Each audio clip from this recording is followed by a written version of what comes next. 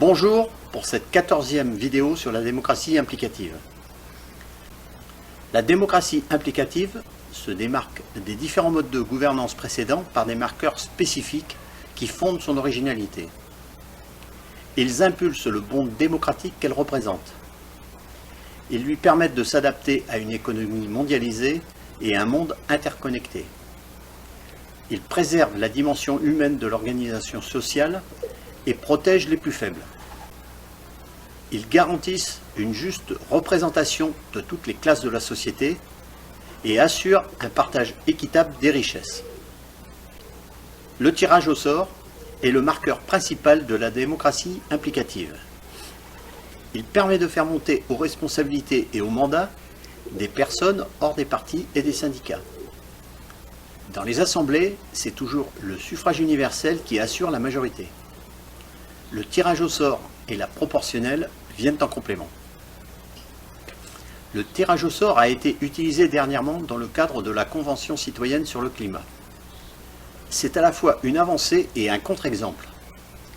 Je ne vais pas aller contre une ouverture qui va dans le sens de la démocratie implicative, mais elle était inutile avec le sujet retenu. Le thème du changement climatique n'a pas de sens, car nous connaissions déjà toutes les solutions. Cette convention n'a d'ailleurs pas fait de propositions nouvelles. Elle a aussi montré qu'il faut préparer le cadre de ce type d'initiative.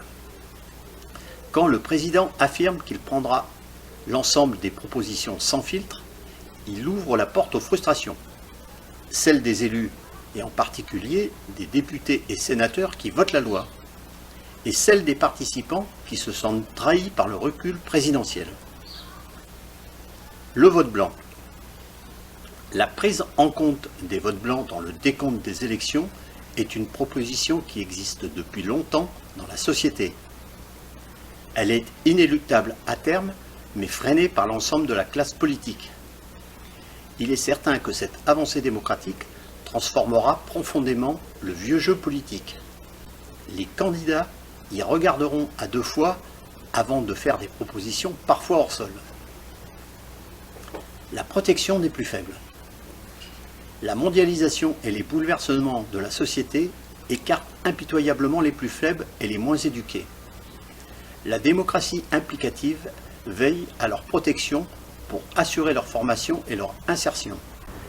C'est une démocratie de la bienveillance, mais elle traque sans relâche les fraudeurs et les profiteurs qui voudraient en abuser.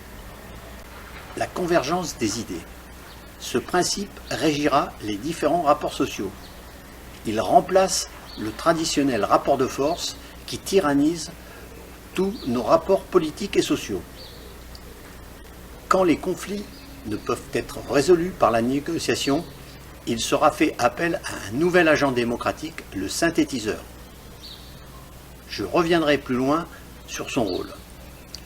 Il est différent de celui du médiateur, même s'il en recouvre une large partie. Cette méthodologie permettra d'éviter, dans la mesure du possible, les rancœurs si dommageables dans notre société. Elle sera une garantie pour préserver l'appartenance à la communauté. Le grand débat national a montré que les Français pouvaient échanger sereinement. Les institutions doivent faire de même. La convergence des idées participera au rétablissement de l'esprit républicain. L'émergence des talents et des idées cachées. Actuellement, les institutions les éliminent impitoyablement, car ces personnes manifestent de l'originalité qui pourrait déstabiliser leurs habitudes. J'en ai été souvent victime dans mon parcours. C'est un point très important pour capter les idées originales et les talents humains dissimulés sous les strates étouffantes du millefeuille. C'est un enjeu essentiel de la démocratie implicative. Pendant la crise des Gilets jaunes sont apparus sur les ronds-points des talents cachés qu'il serait bon de saisir. Ingrid Levavasseur en est un parfait exemple. Ce seraient des intermédiaires potentiels entre la société civile et les institutions. Leur rôle pourrait être majeur dans la réconciliation nationale. La société civile égale du monde institutionnel. Pour rétablir cet équilibre fondamental, il faut redéfinir l'ensemble des prérogatives et compétences de chacun. État, collectivités territoriales, syndicats, associations, entreprises et bien sûr citoyens. Actuellement, le déséquilibre est immense. Ce sont deux univers qui s'éloignent de plus en plus.